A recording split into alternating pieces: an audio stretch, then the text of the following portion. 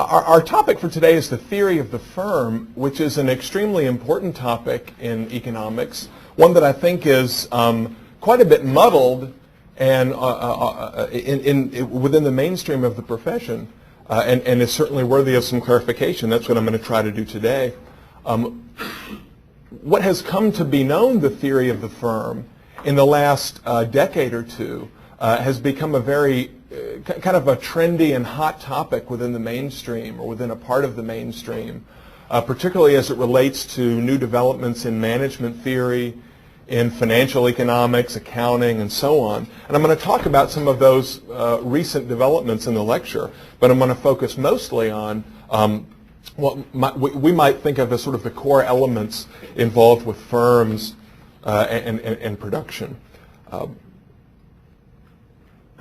Economists have not traditionally been very interested in firms, though they have been interested in how goods and services are produced in the economy. So a well-known quotation from Ronald Coase, who wrote one of the most important articles on the theory of the firm in the 1930s. And Coase in the late 80s made the following remark. He said, quote, "Why firms exist, what determines the number of firms, what determines what firms do, are not questions of interest to most economists." That's partially true of the Austrians as well, to the extent that most of the Austrian economists did not develop a comprehensive theory of the firm per se. Rothbard came the closest, doing the most work explicitly on the firm in his great book, Man, Economy, and State. Mises, for example, did not develop an explicit theory of the firm, though the key elements for an Austrian theory of the firm are implicit in Mises' writings. Well, let me start with just a sort of an exercise, a thought experiment. If you ask sort of the man on the street, you know, what is a firm? Or even better, could you draw me a picture of a firm? You know, the typical person, especially if he's somewhat skilled in art, you know, would draw something like this. There's a firm. Or maybe it would be more like a store, a storefront, or a lemonade stand. There's a firm. Of course, if you ask an economics major to draw a picture of the firm, you get something very different. You get something like that. If he's a graduate student, you might get something like that.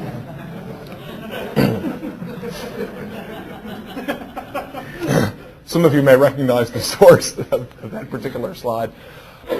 Problem with the sort of standard neoclassical approach to the firm is that it confuses two separate aspects, two distinct aspects of what we might call the theory of the firm, broadly speaking. And those are, on the one hand, the theory of production, how goods and services are produced in a market economy, and what we might call the theory of the firm proper, or the theory of the firm more narrowly. Okay, so production theory is concerned with the vertical structure of production in an economy, how higher order goods are converted into lower order goods and finally into consumer goods and so on. How intermediate goods or factors or inputs are priced, right? What determines the prices of the inputs that go into the production process? What are the costs to doing business from the perspective of the entrepreneur? How much does it cost to produce things one way as opposed to another? Those are issues that the theory of production is concerned with. The theory of the firm, more narrowly, has to do with the legal entity we call the firm, or the business unit. Why do we have firms in the first place? Right? Why do entrepreneurs organize economic activity within these legal entities that we call firms, as opposed to doing things in a more loose or ad hoc fashion through networks of independent contractors, for example? I guess maybe in the back you can't see the bottom of the slide. Is that right? I see people doing like this, which kind of defeats the purpose of using slides, which is to allow you to concentrate on what we're talking about and not have to be concerned with writing things down. But I seem to have defeated my purpose here. So maybe I'll just cover up the bottom with my hands. As I mentioned to those of you who heard my History of Thought lecture yesterday, I'll give these PowerPoint slides to Jeff Tucker, and he can put them on Mises.org. So you don't have to worry about writing things down or copying down quotations if you don't want to. But you do have to pay attention. Okay, so the theory of the firm proper asks, why do we have firms in the first place? How big should firms be? Right? Should firms be large or small? How many different assets should an entrepreneur own and control? It's also concerned with how firms organize themselves internally. Right? Should a firm have a very sort of tightly structured hierarchical form of organization with a lot of top-down planning? Or should a firm be more loosely structured, more decentralized, where lower-level employees have more decision authority? Those are questions that the theory of the firm narrowly is concerned with. These questions on the bottom, for many years, really didn't get much play in economics. It was more within management in business schools that these issues were discussed, and not by economists. But as I said before, in the last decade or two, that's really changed. And this latter part has become very much a growth area within the mainstream of the economics profession. But I want to comment a little bit on both of these two aspects to the theory of the firm more broadly. And we'll start with the theory of production.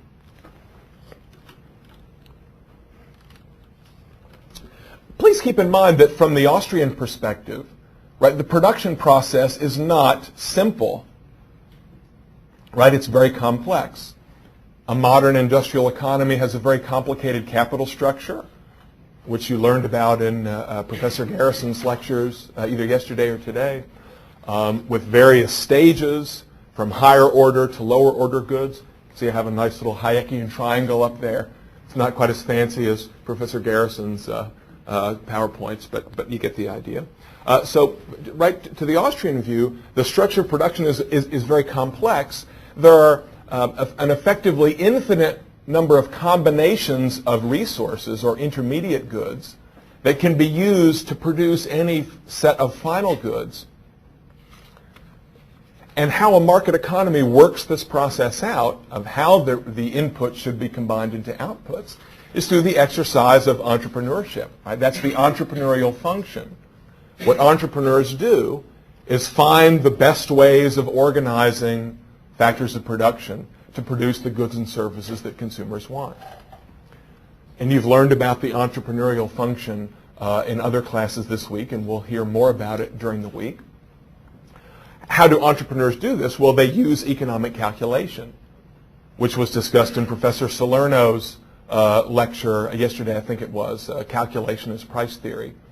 Right? So as you recall, entrepreneurs use the information that's contained in the prices of factor goods as they're available today, combined with their expectations of the prices at which consumer goods will sell in the future, to appraise or calculate the value of various combinations of assets. Okay, so entrepreneurs use present prices and their expectations or forecasts of future prices to determine what are the best things to do, what things are profitable to do.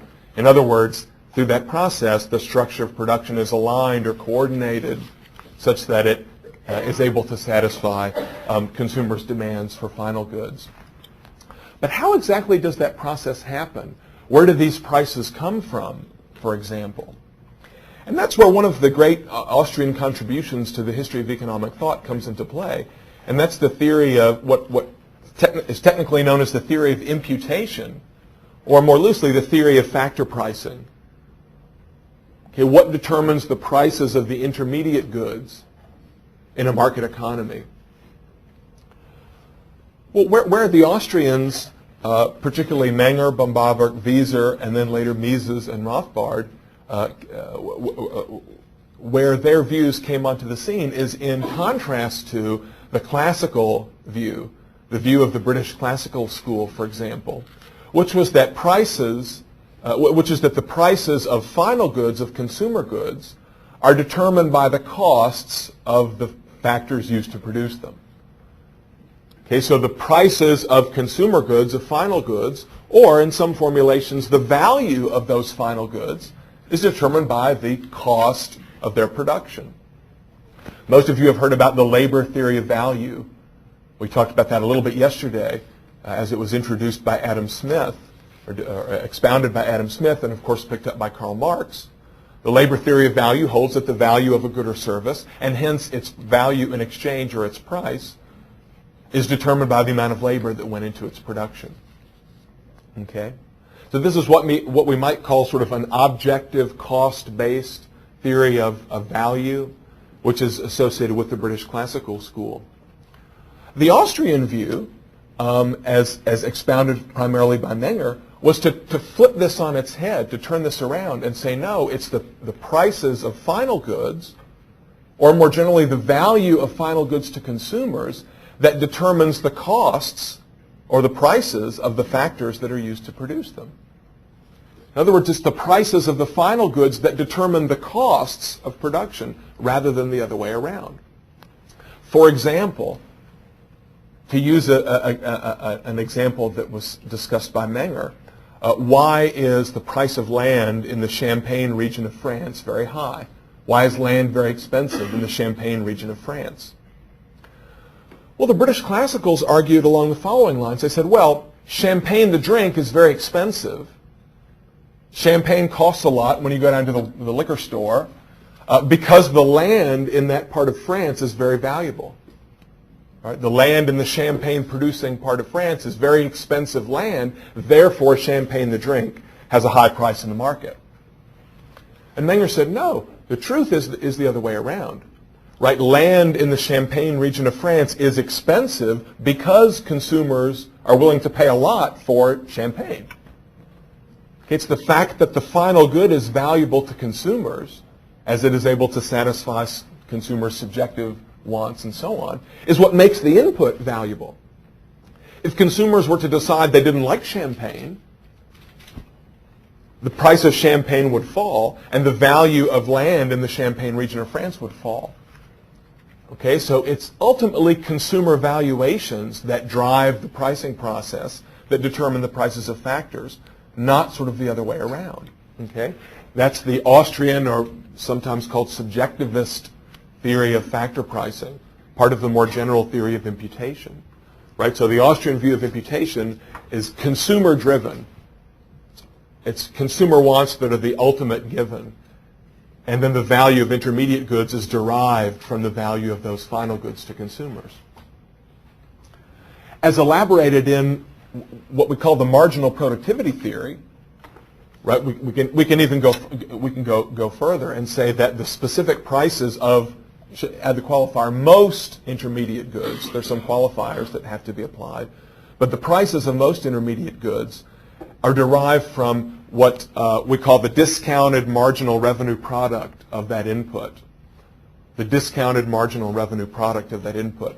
So the value of a specific discrete unit of an input, as it would be exchanged on an input market, the value of a particular unit of land or a particular unit of labor or particular unit of capital good and so on, the value of that particular unit of the factor depends on how much additional revenue the producer can get from employing one more unit of the factor.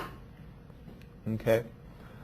So if by employing one more unit of labor, or say one more champagne worker, the entrepreneur can produce 10 more bottles of champagne, and those bottles of champagne sell for $10 each, the value of that marginal unit of labor would be $100.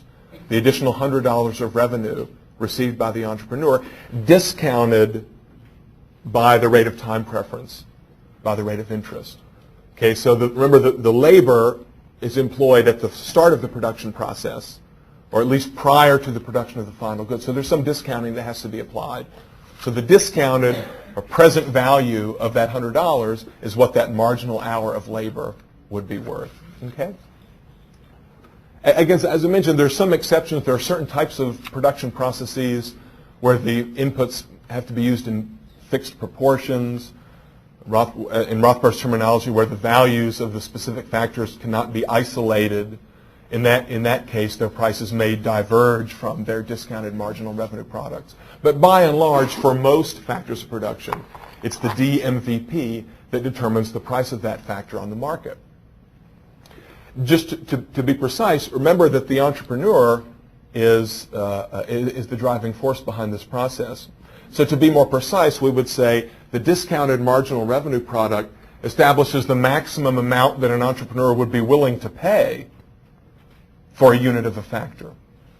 Okay, so no entrepreneur would be willing to pay more than $100 for that unit of labor that allows him to produce $100 worth of additional champagne, forgetting about the discounting for a minute. Of course, the entrepreneur would like to pay less. He'd like to pay $1. But if there's competition among entrepreneurs for that labor, in other words, if entrepreneurs have to bid against each other for the services of these factors, then those prices will tend to be bid up until they are equal to the discounted marginal value products in, to use the term that Mark Thornton said I shouldn't use, equilibrium, or more specifically in the evenly rotating economy of Mises and Rothbard, prices would tend to be equal to their discounted marginal value products, okay? Or discounted marginal revenue products. So the Austrians have a unique contribution to the theory of factor pricing, which is worthy of further study. How about the theory of the firm more narrowly, or the theory of the boundaries of the firm, the theory of the internal organization of the firm, the existence of the firm, etc.? Well, the first question we might want to ask is, sort of, what is a firm and why do we even have firms? Why do we even have firms? Remember, it would be possible to produce in principle, the same goods and services that we have in our economy today without firms. Right? I mean, General Motors produces cars, right? But in principle, the same automobiles could come into existence through networks of independent contractors, right? In other words, if each factor involved in the production of a Ford Taurus, let's say, was owned by one particular factor owner, the factor owners could negotiate with each other. I'll give you a little bit of my factor in exchange for this, and so on. And you could have automobiles produced that way in principle. The way I explain it to my students is, I teach at the University of Missouri, as Mark said, could we still have higher education in our town in Missouri without the University of Missouri?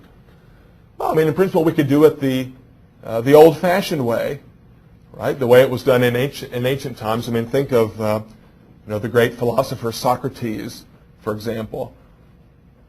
Socrates was not a tenured professor at the University of Athens or something like that, right? There was no such thing. Socrates was this sort of strange guy walking around in a toga, and people would come up to him and they would say, teacher, please explain to us the nature of the good. And Socrates would say, okay, it'll be, 25 denarii or whatever. And they'd say, okay, and they'd each pay him, and he'd give his lecture, and then they'd go home. And the next day, some more people would come and pay him to give a lecture, and so on. Right? Now, we could still do it that way. Right? You, as students, you could go to your professors, and you could negotiate with them one-on-one for their services, maybe on a lecture-by-lecture basis, or even a course-by-course basis. You could coordinate with the other students to arrange the times and the meeting places. You could contract with a building owner to rent some facilities, some space. You could rent internet access, and you could rent a projector and chalk or whatever materials you need. Right? In principle, it could be done that way without having a university as an entity. You could do it through ad hoc sort of spot market contracting.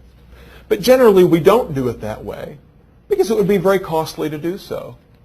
It makes more sense to coordinate those activities within a single entity called the University of Missouri, or whatever institution it might happen to be. Okay? Well, that's one plausible explanation for why we might do things as firms rather than as networks of independent contractors. What are some other explanations that are offered for what a firm is and why we might have firms? Well, in the neoclassical view, the firm is really just the production function, or the set of cost curves that I put up on the screen earlier. Right? The firm is simply a mathematical abstraction, or a mathematical representation of some relationship between inputs and outputs. Some people call this the black box approach to the firm. Black box means we don't know what's inside it. We just know that it has certain properties. So think of a machine, an assembly line. Inputs go in one end, and they're magically transformed into outputs that come out the other end. Right? And that's what a firm is, a process for transforming inputs into outputs, one that can be represented in functional form. Well, that's what a firm is in sort of undergraduate microeconomics, intermediate microtext. That's the firm. I mean, there are a number of problems with this view. One is that even if we concede that this is an appropriate way to describe some kind of production process, it doesn't really give us much insight into firms, right? If anything, that's a theory of the plant or a theory of the assembly line, not a theory of the firm. It doesn't tell us, for instance, how many different production processes should be under the coordination of a single firm. Right? One firm can have many plants. One firm could have many black boxes that it controls or directs. Conversely, a single production process could be jointly owned and operated by different firms, as in a joint venture, for instance. Right? And you can think of reasons why it might make sense to combine certain activities in a single production process. I often use the example with my students, not right after lunch though, of a firm that produces leather and a firm that produces meat, beef. Or it might make sense for them to share a single assembly line. If you think about it, right? In other words, the fact that it makes sense to combine these activities, this is what in intermediate micro they call economies of scope. Right? The fact that it makes sense to combine these activities, it doesn't imply that one firm should produce both leather and meat. Right? You can have a leather firm and a beef firm, and they sign a contract to share a single machine with a big sharp knife thing on it. What's your knife? Okay. So the production function doesn't give us much insight into how big the firm should be, which activities should be in firms, which activities should be done jointly between firms, and so on. We need something else. There is a view that you see among some sort of Chicago-oriented economists. It's more often associated with some scholars at the University of Rochester. Some people call this the Rochester approach. It says that, well, there really is no such thing as a firm anyway. Everything is done through contracts, right? And what we call a firm is simply a collection of contracts or a nexus of contracts, to use the phrase that's often used. It says the boundary of the firm is sort of an artificial legal concept. But in fact, you have, all the employees, each employee of the firm, the manager, the workers, and so on, they all sign contracts with each other, employment contracts. The owners of the machines that are used in production sign contracts to rent those machines to the managers and so on. And so it really doesn't make any difference whether individuals interact with each other within a firm or between firms.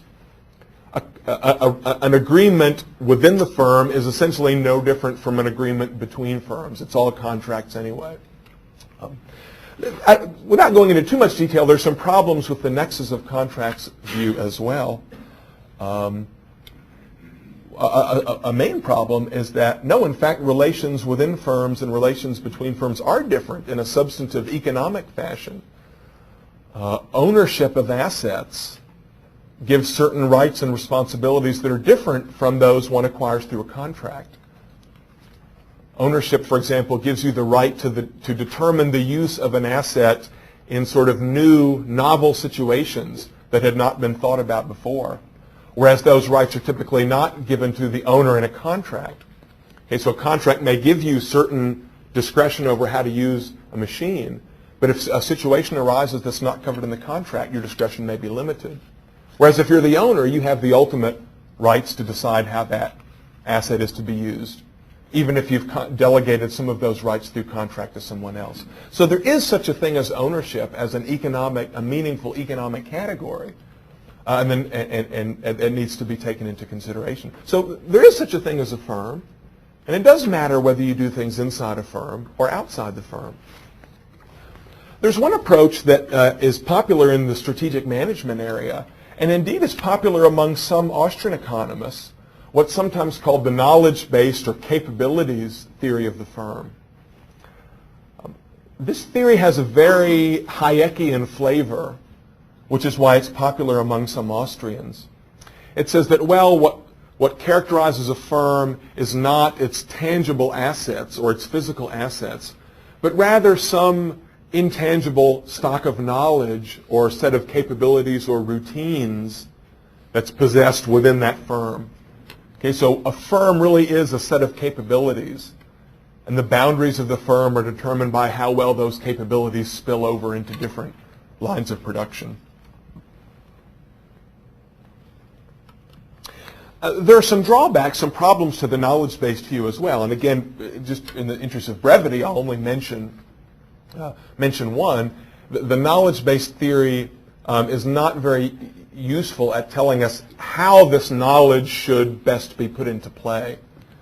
In other words, can independent firms share knowledge, or does knowledge have to reside within the boundary of a firm? There's no real explanation provided as to why the distribution of knowledge within an economy should correspond very closely to the distribution of ownership boundaries. So the capabilities theory doesn't really tell us who ought to own what assets. It doesn't give us much insight into, again, what we might think of as the legal boundaries of the firm. A number of other problems with it as well, namely it's very touchy-feely, to use a scientific phrase. It's too touchy-feely for my taste. I'm much more sympathetic to what we might call the Coasian approach to the firm, which is that the firm is defined by ownership. Ownership of assets, ownership of capital goods. So a firm is a set of capital goods that are owned by one particular owner, an entrepreneur promoter in the Misesian sense. Okay, so assets that are owned by the entrepreneur are in his firm. Assets that he doesn't own are not in his firm. Okay, I want to talk a little bit more about this Coasian framework. The little story I told earlier about the students contracting with the professor and so on is really an outline of the Coasian approach to the determination of firm boundaries, which assets will be owned and coordinated within a firm as opposed to coordinated between firms, activities coordinated between firms. And it has to do with the notion of what Coase described as a transaction cost. Coase is famous among economists, among mainstream economists, for pointing out, for very cleverly pointing out, that exchange is not costless. That trade is not, frictionless, as in neoclassical theory. In other words, before you engage in trade with people, you have to find out who to trade with. Right? Who has the good that you're interested in acquiring? Who are the people you want to trade with? Where are they? How do you find them? You may have to negotiate with them. There may be some, if you're going to set up a long-term trading relationship with them, you might sign a contract. That contract has to be monitored, managed. There might be some enforcement costs and so on. So the point is, trading with people in the marketplace involves some costs, some search costs or coordination costs or management costs. To follow up on the theme we discussed yesterday in the History of Thought lecture, this would not be news to the scholastics. Okay, this would not be news to the early Austrians. This would only be news to someone who's trained in the neoclassical tradition. There's a joke that when the Nobel Prize in Economics was first instituted, the early winners were given the prize for pointing out to society at large some novel insight that was previously only known to economists. But more recently, economists have been awarded the Nobel Prize for pointing out to economists something that's trivially obvious to ordinary people. Like in James Buchanan's case, the notion that politicians might pursue their self-interest. Mainstream economists had not considered this. The guys who went for portfolio theory in finance, you shouldn't put all your eggs in one basket. It's a novel insight to financial economists and so on. Okay. So Coase postulated in his famous article in the 1930s that firms arise to avoid these transaction costs, what we might call external transaction costs, the transaction costs of doing business out in the marketplace, external to the firm, hiring inputs, hiring workers, and so on. On the other hand, when activities are brought inside the firm, there are certain costs, we might call them transaction costs, that are incurred there as well. The costs of managing employees, the costs of coordinating things internally, providing incentives, and so on. So there are transaction costs associated with internal activities, i.e. activities internal to the firm as well. Well, how big should the firm be? Well, if there were nothing but external transaction costs, if market exchange were costly, but coordinating activities inside a firm were costless, then we would expect all activities to be within a firm boundary, or, to put it as Coase put it in his article, we would expect the whole world to be just one big firm. Right? By having one giant firm that produces all goods and services, you would avoid any market exchange. There would be no market exchange. There would be no market transaction costs, external transaction costs. Well, Coase realized that would probably have some drawbacks too, right? Because there are internal transaction costs as well. Coase was a student at the London School of Economics in the 30s and was familiar with the socialist calculation debate that was going on at the time. And he realized that one big firm would suffer from the same problem as a socialist economy, the inability to perform economic calculation, though he didn't formulate it in exactly those terms. He simply said, well, there are internal transaction costs as well, such as, he called them bureaucratic costs, costs of managing activities. Therefore, the optimum boundary of the firm is found by balancing these internal and external transaction costs at the margin. Okay, by balancing internal and external transaction costs at the margin. Right, so the firm will expand up to the point where the marginal benefits of bringing additional transactions within the firm, i.e. avoiding the search and negotiation and haggling and so on, are just equal to the marginal costs of bringing additional transactions inside the firm, namely the costs of managing the stuff that goes on inside your organization. Okay, so that's kind of the Coasian framework for thinking about the boundaries of the firm. This framework was developed and expanded in the 1970s and 1980s with the introduction of additional concepts, what's sometimes called asset specificity, not an easy word to spell or pronounce.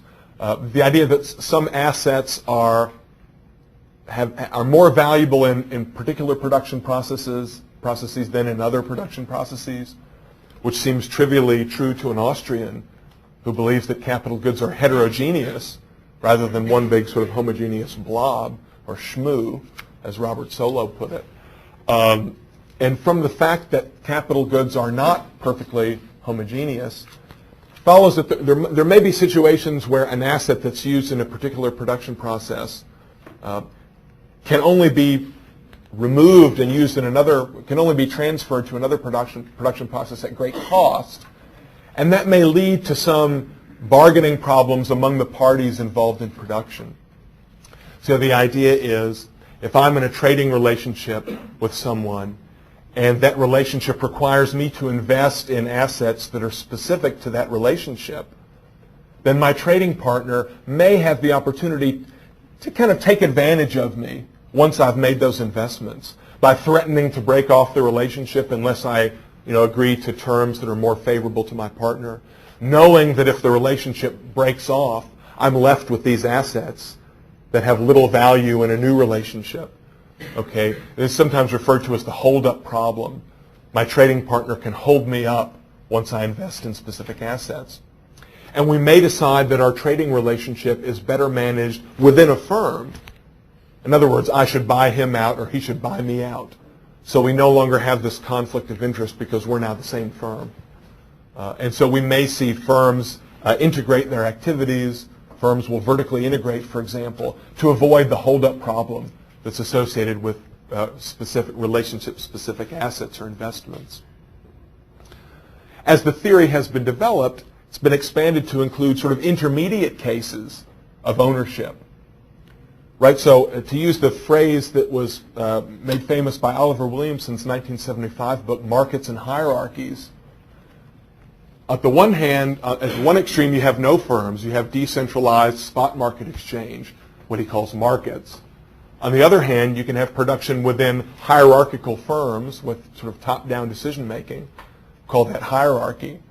And so by looking at the relevant transaction costs, we can figure out which is more effective in a particular situation, market exchange or hierarchical governance within a firm. And yet there are also intermediates, like restaurant franchises, for example. A McDonald's restaurant, the McDonald's Corporation is not quite a hierarchy, but it's not quite a market situation either, right? Is McDonald's, does the firm McDonald's include all the McDonald's restaurants, or only those that are company owned, right? Ones McDonald's that are franchised. Well, they're not completely independent either, because the franchisee has a particular relationship with the McDonald's Corporation that places limits on what the franchisee can do and so on. So a franchise arrangement is something that's kind of intermediate between market and hierarchy. And by looking at various characteristics of the activities taking place, the degree of asset specificity, the extent of uncertainty about future conditions and so on, we can make a determination as to which form of organization, market, hierarchy, or something in the middle, is most advantageous. And that's what this transaction cost or Coasian theory of the firm has tried to do in the last couple of decades, and I think it's done it fairly well. There's some Austrians who have argued that this Coasian ownership, property-based framework is not really appropriate for, it's not compatible with Austrian economics because it doesn't take tacit knowledge seriously. It's too static. It's too rigid. I don't find those criticisms particularly compelling. And indeed, some very prominent Austrian economists, such as Kerzner and Rothbard, have made explicit favorable reference to the Coasian framework. I'll just show you one quote from Kerzner, and then I'll show you a quote from Rothbard in another couple of minutes. This is from his 92 book. Kerzner says, discussing the Coasian framework, he says, or discussing the boundaries of the firm, he says, in a free market, any advantages that may be derived from quote-unquote central planning, i.e. deliberate coordination by an entrepreneur, are purchased at the price of an enhanced knowledge problem. We may expect firms to spontaneously expand to the point where additional advantages of central planning are just offset by the incremental knowledge difficulties that stem from dispersed information. This is exactly the Coasian explanation for firm boundaries with a little twist. Namely, he's saying the advantages of organizing things within firms, what he calls quote-unquote central planning, can be offset by what he describes as a knowledge problem. In other words, the costs of managing things internally, in Kerzner's view, are that the entrepreneur doesn't have sufficient knowledge to know how to do the job. Okay, so this is the Coasian framework combined with the Hayekian knowledge problem. That's sort of Kerzner's explanation for how big the firm ought to be.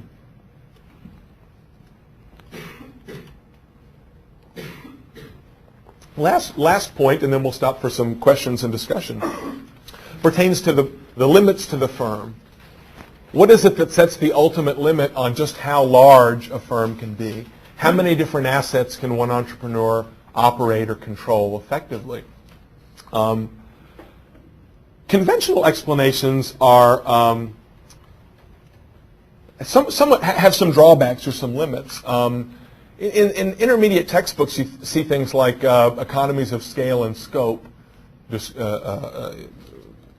cited as the explanations for the limits to the firm. When there are diseconomies of scale, the firm should stop growing and get smaller.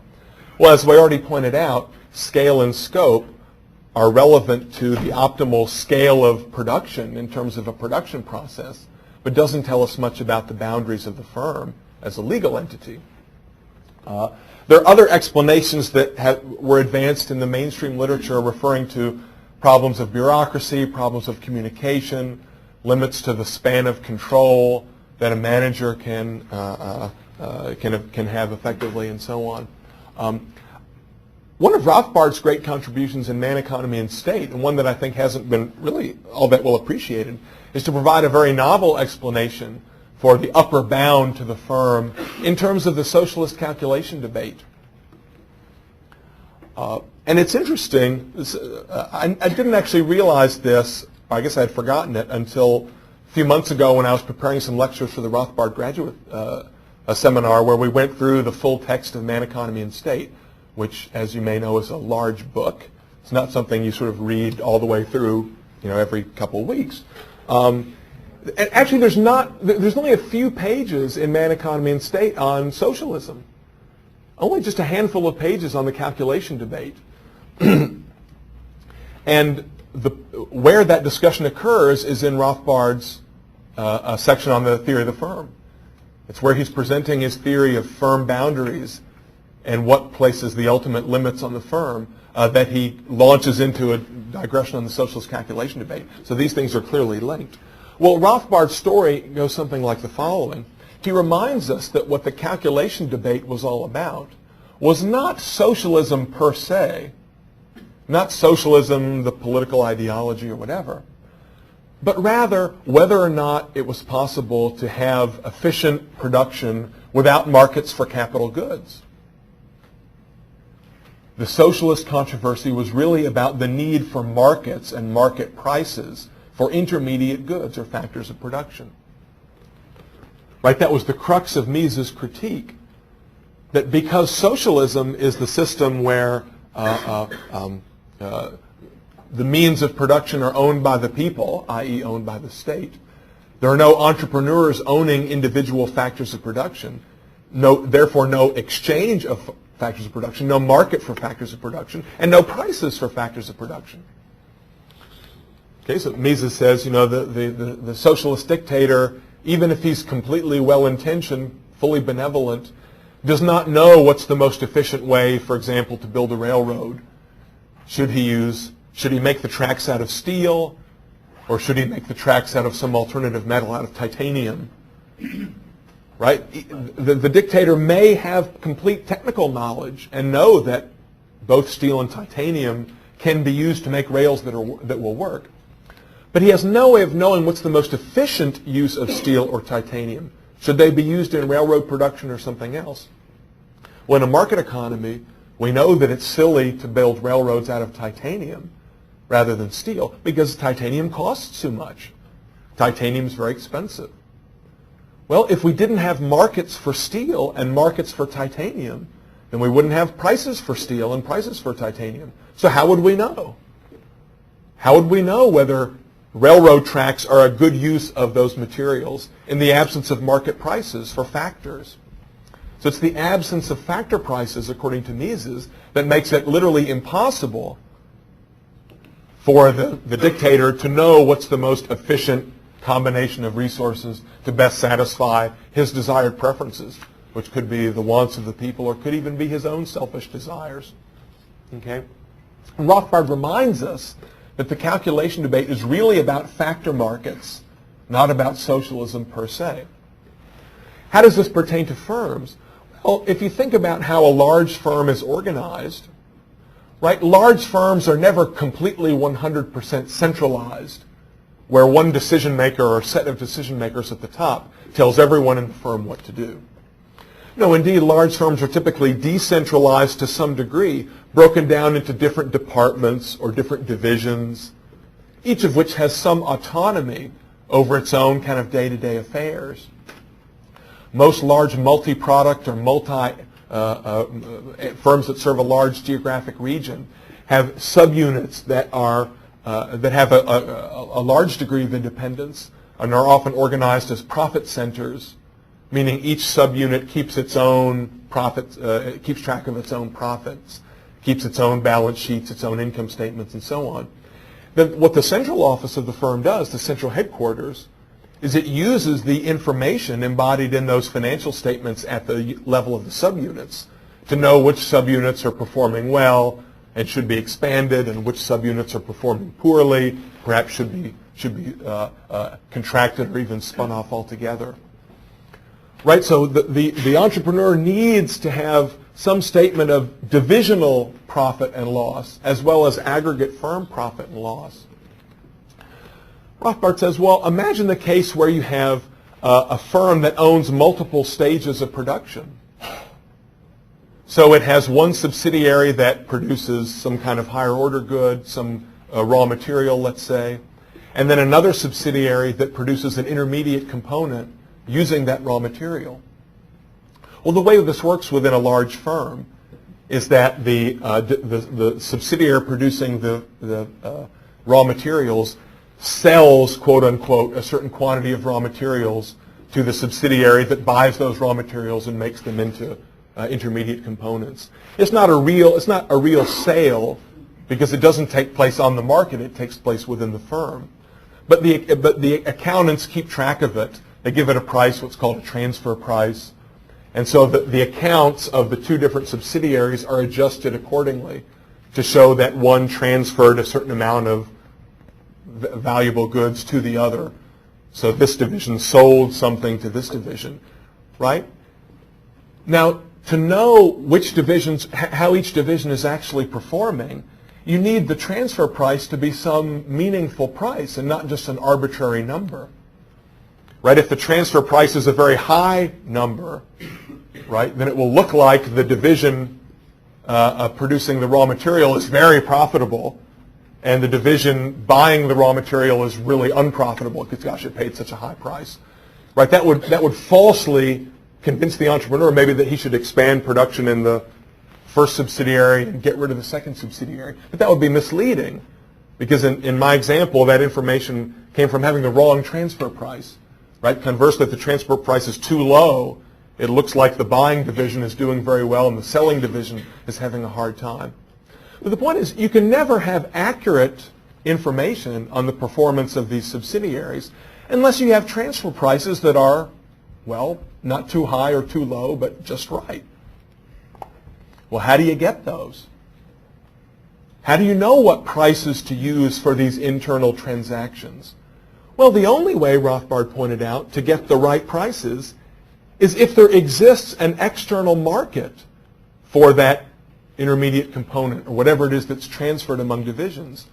Then all the entrepreneur has to do is look to the market and see what's the market price of that raw material and use that as the transfer price.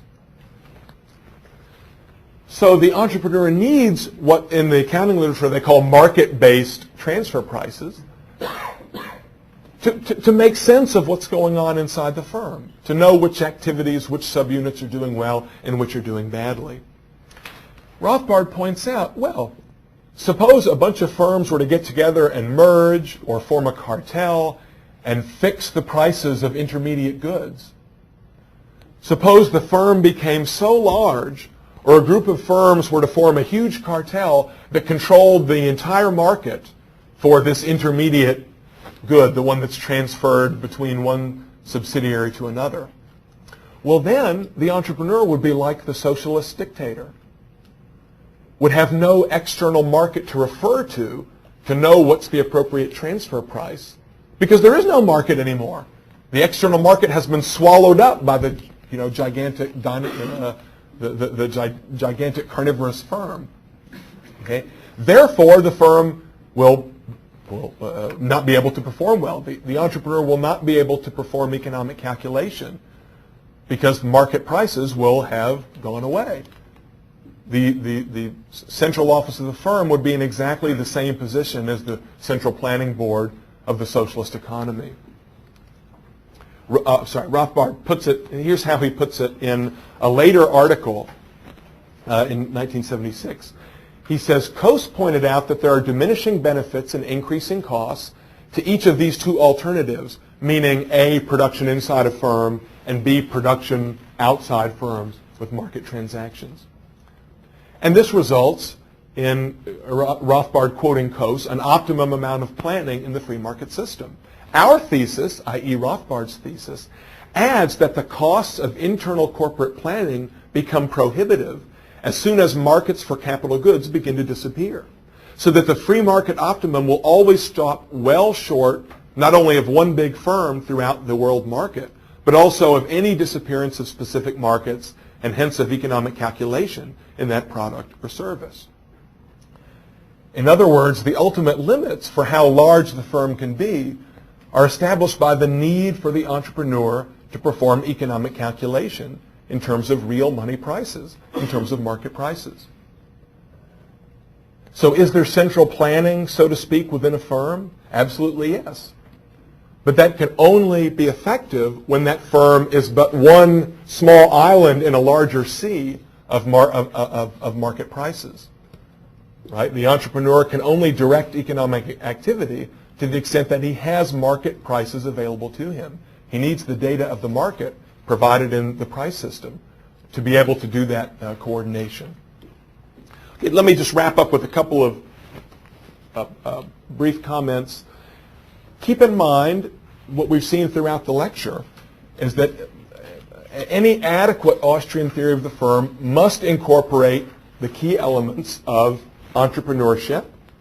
We've talked about what entrepreneurs do in terms of how factor prices are determined and what activities they can coordinate within the firm. And second, economic calculation. Theory of the firm must incorporate the need for economic calculation. There's some important policy implications of this approach to thinking about firms, and we only have time to briefly touch on a couple of them. One is, well, the fact that factor prices are, because factor prices are so important, it's important that government intervention the government not interfere in factor markets by establishing price ceilings and price floors for factors of production, i.e. labor. Okay? For many types of labor in a market economy, those units of labor are not paid according to their discounted marginal value product or marginal revenue product because of minimum wage laws, equal pay laws, and so on, various interventions in the labor market. The same thing is true in markets for land and other capital goods. There's also a lot of, as you know, non-price regulation in factor markets, particularly labor. Entrepreneurs can't hire and fire who they want based on the productivity of that labor for reasons that you all know, that you know all too well. Second is that as we think about the important role of entrepreneurship in figuring out what are the most appropriate combinations of resources to satisfy consumer wants, entrepreneurs have to be able to experiment. Right? There's some trial and error that goes on. Entrepreneurs are always anticipating or forecasting the valuations that consumers will place on final goods, but they don't always get it right. Some entrepreneurs are skilled at anticipating future consumer wants, others are less skilled. The former will tend to prosper, the latter will tend to go bankrupt and go out of business. Right? So having a system of production that is able to satisfy consumer wants requires this continual experimentation, learning, and weeding out. What some people in the business literature call the freedom to fail. In other words, the freedom to go bankrupt. It's important that the state not interfere in propping up firms that should fail. And of course, this happens more in the EU, for example, than in the U.S., where it's very difficult to go bankrupt in the EU. But even in the U.S., there are many cases, the Chrysler bailout of the 1980s, what's happening right now in the airline and insurance industries as a result of September 11th and so on. Right? So this competitive entrepreneurial process is not going to be effective if firms are prevented from going out of business.